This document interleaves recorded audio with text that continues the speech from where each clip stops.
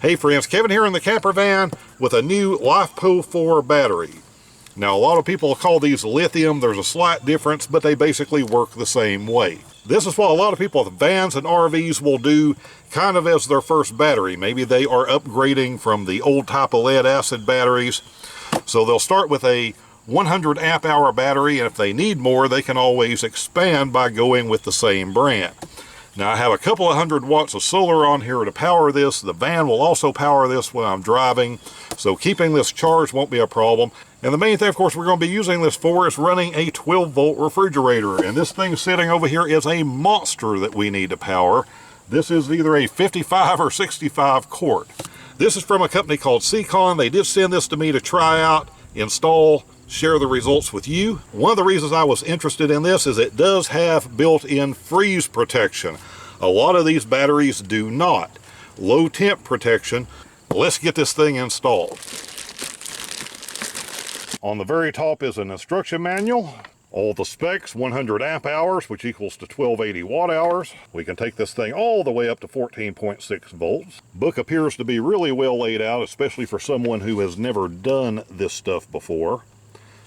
Nice large print and pictures, and a nice strap to be able to lift this thing in and out of the vehicle. And in the bottom of the box are going to be posts and caps. Nice they include these because a lot of companies don't. These look to be M8 sized, and then we're going to be able to have the nice caps over them. Pull off this packaging tape, get this thing installed. Now in this particular vehicle, the batteries are actually under the floor down with the frames, but you access it through these seats. To get this started, I am only going to hook up the solar because I want to make sure we have a full charge in this before we begin to use it. Once we have a full charge, then I will hook up all of these other accessories. Solar controller back on. We are late in the day. Have a little bit of amperage going in.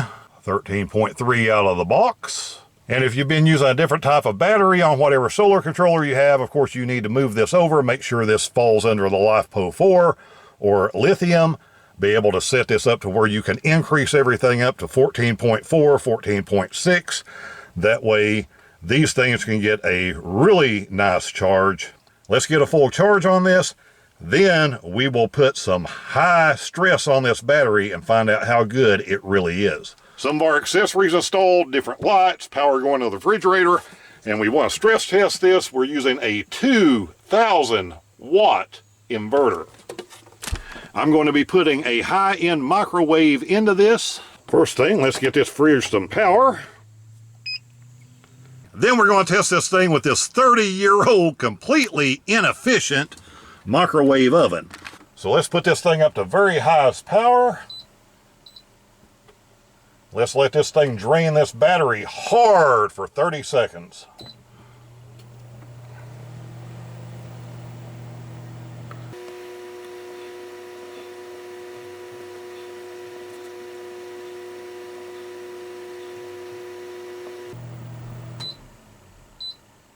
Just cut off. Man, that thing was very, very steady with that output wattage while that was running. So my first impression with a high drain hook to it, this thing is very good.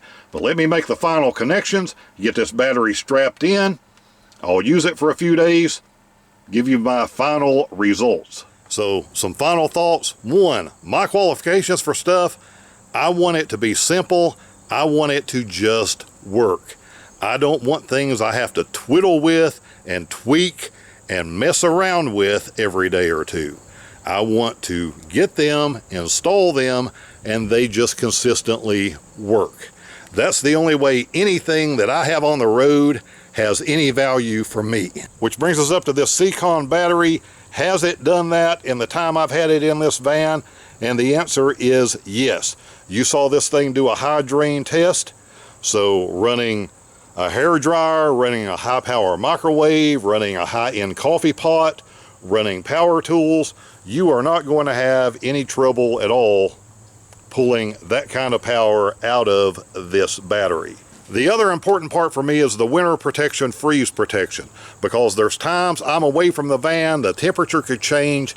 I don't want to be dealing with all of these scenarios where an expensive battery can be damaged.